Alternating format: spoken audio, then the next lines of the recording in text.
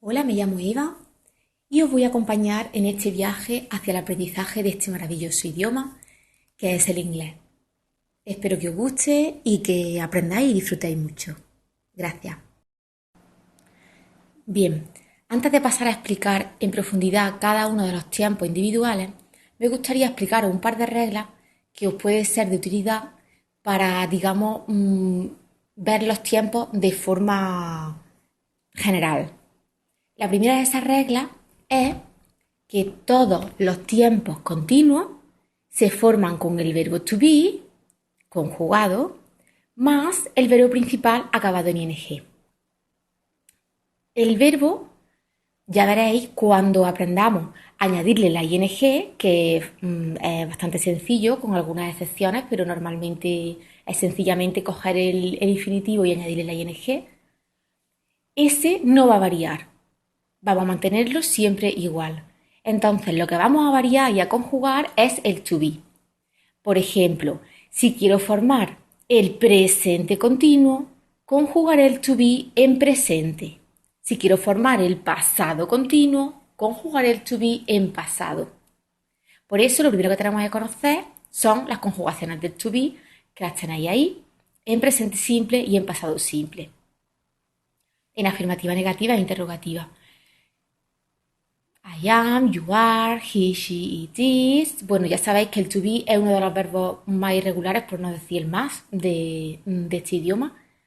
Y bueno, y hay que saberse mínimo el presente simple del to be y el pasado simple del to be para poder formar luego, añadiéndole el verbo principal acabado en ing, el presente continuo y el pasado continuo, como ya veremos. En esta diapositiva ya pasamos a formar el gerundio. La regla general, como hemos dicho, es que básicamente se coge el verbo en infinitivo sin el to y se le añade la terminación ing. Por ejemplo, to speak, speaking, the work, working, the do, doing. ¿Vale? Sin embargo, hay algunas excepciones, como por ejemplo, a los verbos que terminan por la letra e, se les va a quitar esta letra antes de agregar la terminación ing. Por ejemplo, the have nos quedaría having, the make, making, the dance, dancing.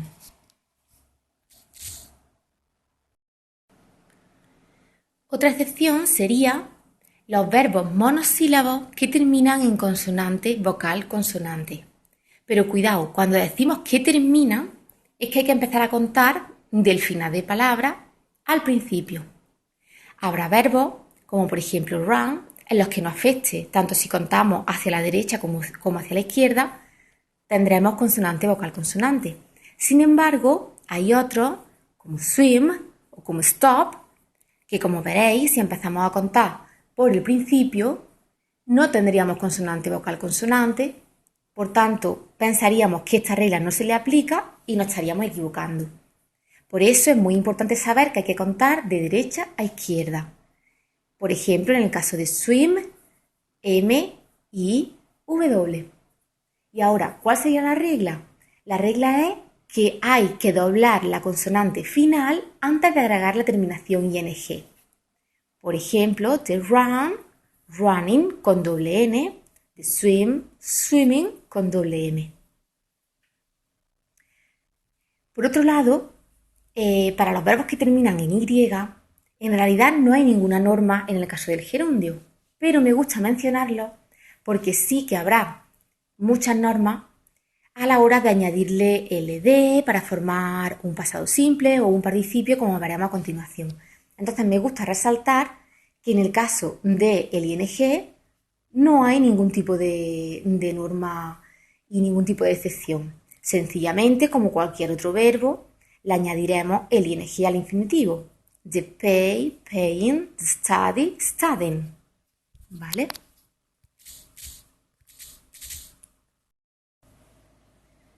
Pues bien, explicada la primera norma, sabiendo ya que todos los tiempos continuos se forman con to be más el verbo principal en gerundio, es decir, acabado en ing, ahora pasamos a explicar la segunda norma, que consiste en que todos los tiempos perfectos se formarán con el to have, de nuevo conjugado, más el past participle, también conocido como PP o participio. Para poder formar estos tiempos necesitamos conjugar el to have, lo primero de todo. El to have no es tan irregular como el to be, por eso aquí solo he puesto la conjugación del to have en presente simple, que como veis, todas las personas son have, a excepción de la tercera persona del singular, que es he, she o it has. ¿Vale? En negativa, hasn't, haven't. En interrogativa ya sabéis que se le da la vuelta. El pasado simple no lo he puesto porque tenemos la suerte de que todas las personas son iguales. En todas las personas pondríamos had. En su negativa, had not o su abreviatura hadn't. ¿Vale? Conociendo la conjugación del to have en presente, podremos conjugar el presente perfecto.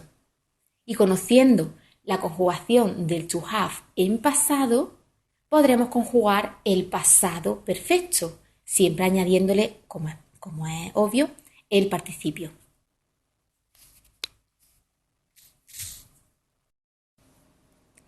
Una vez estudiadas las conjugaciones del to have, tendremos que estudiar cómo formar un past participle.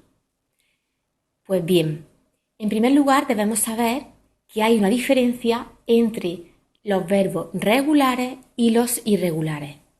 Empezaremos por los irregulares, que son los más difíciles, puesto que hay que estudiárselos, pero al mismo tiempo son los que no tienen ningún tipo de norma. Es decir, existe una tabla de verbos irregulares en los que aparecen en la primera columna los verbos en infinitivo, aunque sin el to, en la segunda columna los verbos en pasado simple y en la tercera columna los verbos en participio. Aquí solo he puesto el infinitivo y el participio porque es el que nos ocupa, por ejemplo, de eat, eaten, de drink, drunk, de begin, began, pero si buscáis en el blog encontraréis la tabla completa con muchos más verbos, por supuesto, y las 3 columnas mencionadas anteriormente. Esto, como ya he dicho, lo único que nos queda es estudiárnoslo, ¿vale? Así que podéis localizar la tabla y comenzar a estudiarla. Hay diferentes tipos de tablas, pero los verbos principales están en todas. Sencillamente que unas son un poco más extensas y otras pues vienen solamente los verbos más usuales, ¿vale?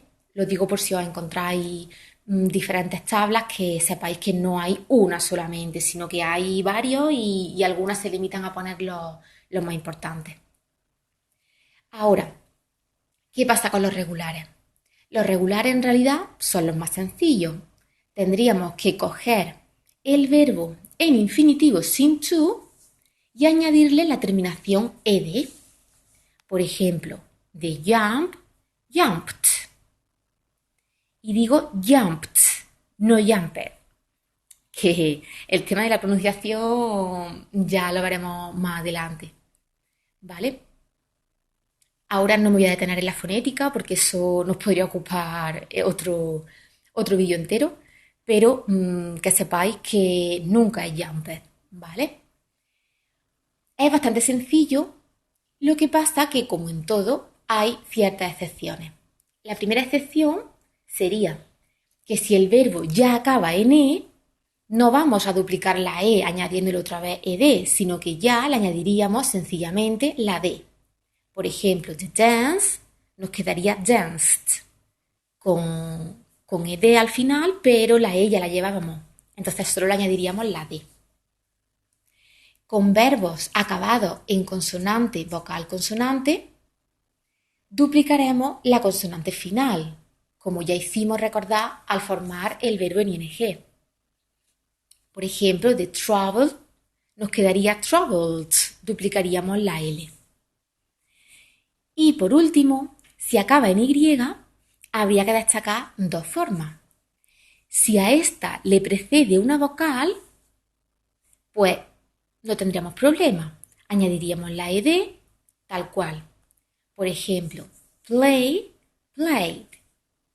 Sin embargo, si la Y va precedida de consonante, habría que sustituirla por I latina antes de añadir la ed. Por tanto, nos quedaría the study, studied. Y latina en lugar de Y más ed. Pues eso sería todo.